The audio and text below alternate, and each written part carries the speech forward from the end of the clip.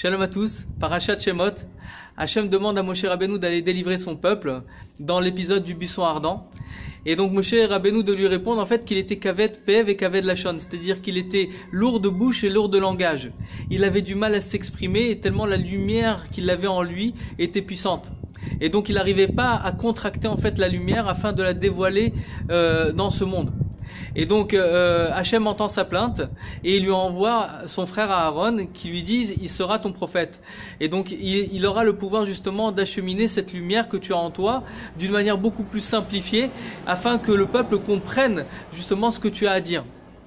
Et quelques psukim plus tard, en fait, Moshe Rabbeinu revient en fait avec la même plainte en disant qu'il était Harel Sfataim, c'est-à-dire qu'il était incirconcis de bouche.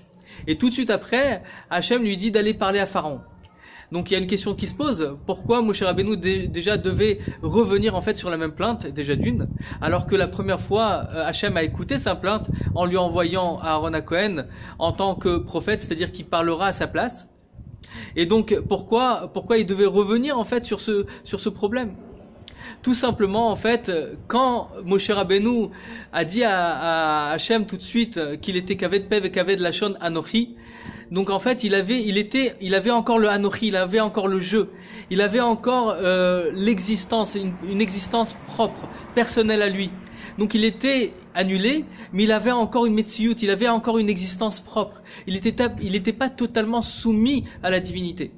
Mais suite après le dévoilement de Dieu, que Dieu se dévoilait à lui, il n'avait plus d'existence propre, il était totalement soumis à Dieu. Et donc là, il était incirconcis de bouche.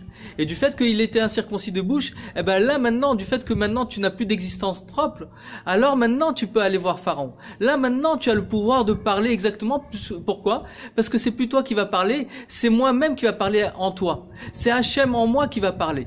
Et donc c'est tout le sujet justement de l'annulation de soi, afin justement de ne plus avoir d'existence propre, mais de faire parler Dieu en nous, de faire parler Hachem en nous. Et c'est ça le but de la délivrance complète et immédiate, le but de se travailler au quotidien, le but d'enlever tous les plaisirs de ce monde afin que Dieu pénètre en nous et s'exprime à travers nous. Et donc c'est tout le sujet justement de Moshe Rabbeinu et d'Aaron à Cohen, qui étaient des exemples vivants de ce que Dieu attendait de chacun du peuple d'Israël, afin de dévoiler son nom, comme on dit en fait que la Shrina medaberet mitor grono shel Moshe, que la Shrina parlait à travers la gorge de Moshe Rabbeinu, tellement il était effacé.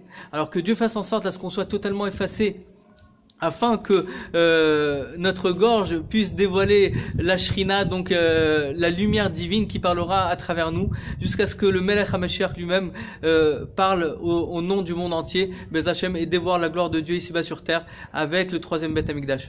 Une très très bonne journée à vous.